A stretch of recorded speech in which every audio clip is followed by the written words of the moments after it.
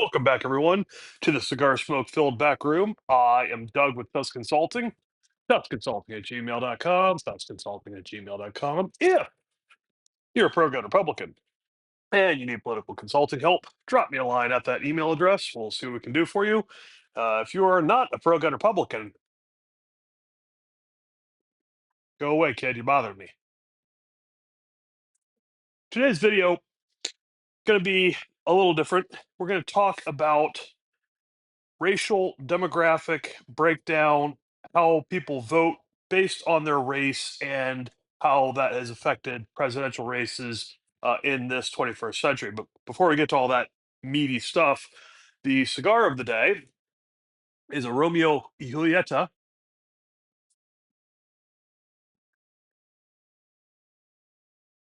and the bottle of the day is an Elijah Craig barrel proof toasted barrel, 10 year. This was actually a barrel pick from a group close to me here, 127 some odd proof. So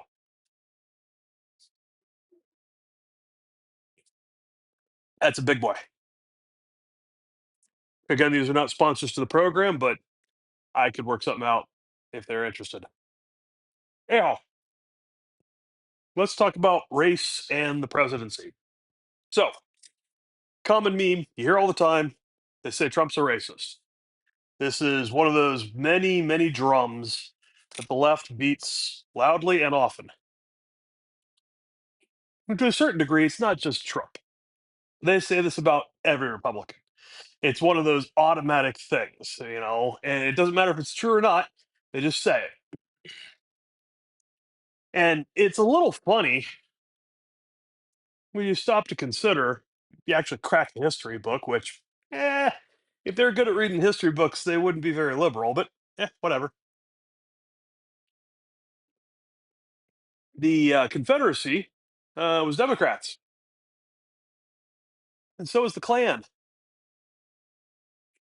But I'm guessing they didn't tell you that when you were on your TV program favorite, chat room, or on your social media. They probably didn't mention that to you, did they? But it's true.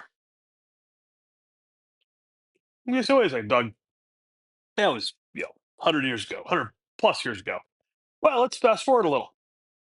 The 1964 Civil Rights Act passed overwhelmingly by Republicans. In fact, the Republican Party was created to end slavery, and since then, every serious improvement in civil rights, whether it be for gender or for race, has come with Republicans dragging Democrats kicking and screaming into equality. Okay? Literally. In 1964, Republicans overwhelmingly supported the 1964 Civil Rights Act. It's not just the Democrats voted, no, a lot of them did. But one of them in particular, Al Gore Sr., you may remember that name, Al Gore. Oh, yeah, Al Gore Jr. ran for president in 2000, was vice president with Bill Clinton in the late 90s. His daddy had been senator, and he filibustered the 1964 Civil Rights Act. So, again, crack a history book. It won't bite you, it'll enlighten you. And you may learn a few things, especially about who hasn't been telling you the truth.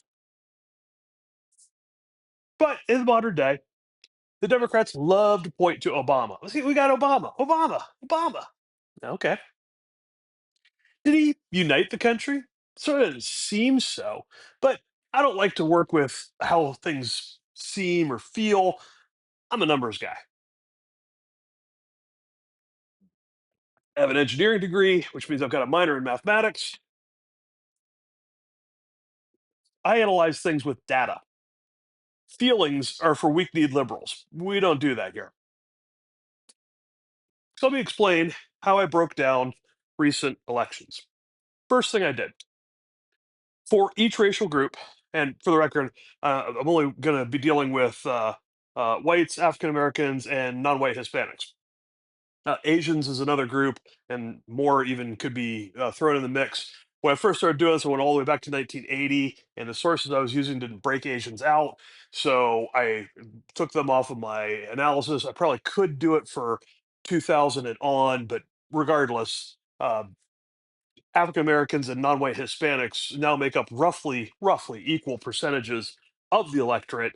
In fact, I think non-white Hispanics actually passed up African Americans in terms of total percentage of the electorate. The point is that these are significant players. Um, so first thing I did is for each group, I took the percentage of vote for that group for Republicans and subtracted the percentage of that group's votes for Democrats to produce kind of a margin. Okay. So if a group voted 55% Republican, 45% Democrat, that's an R plus 10 or just a positive 10. If a group voted 40% Republican and 60% Democrat, that's a minus 20. You see where we're going here. Now, then, once I had all those numbers for every election from 2024 all the way back to 2000, if you go back, the reason I nixed everything before 2000, you get into the Perot effect, and then once you get past, before Perot, you're back into that bipolar world of, the Warsaw Pact and the Iron Curtain and the Soviet. The world is just a very different place, very different. And I want to have all that mess with our data, so I just cut it off at 2000 being the furthest back that I ended up analyzing. I took the margins for white voters and then subtracted the margin for African American voters or for Hispanic voters. And that created what I call the delta. And the delta essentially is how far apart are these two groups? So if the number is very large, they're very far apart in their preferences for candidates and parties. If the number is much smaller, they are in more agreement, as far as choice for candidate or choice for political parties. So if hypothetically whites voted 55-45 Republican and African Americans voted 40% Republican and 60% Democrat, that'd be a plus 10 white, minus 20 African American for a 30 total point delta. And then plotted that out from 2000 all the way up to 2024. Again, big numbers bad, low numbers good, like golf. So once we got all that data, what did it look like?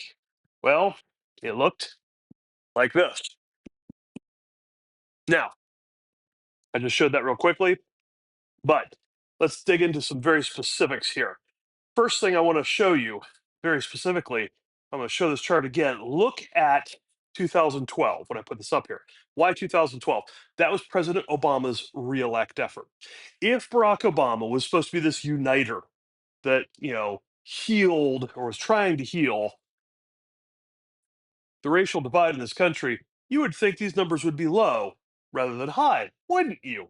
Ah, but look, here we are. There's 2012.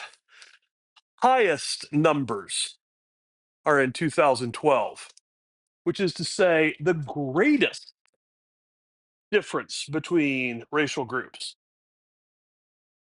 Obama's reelect effort did not unite. It, in fact, inflamed racial tensions. What about Donald Trump, you may say? Well, yeah, maybe some people didn't like Obama. I can find good things to say about Obama, right? He still deported more people than anybody else. What about Trump, though? After we started this talk about Trump, what about Trump? Well, let's look at this. I want to put the chart up again. I want to show you the lowest point on the graph, the point of greatest agreement between racial groups. Okay. And actually, as I put it back up here, first I want to show is the blue line.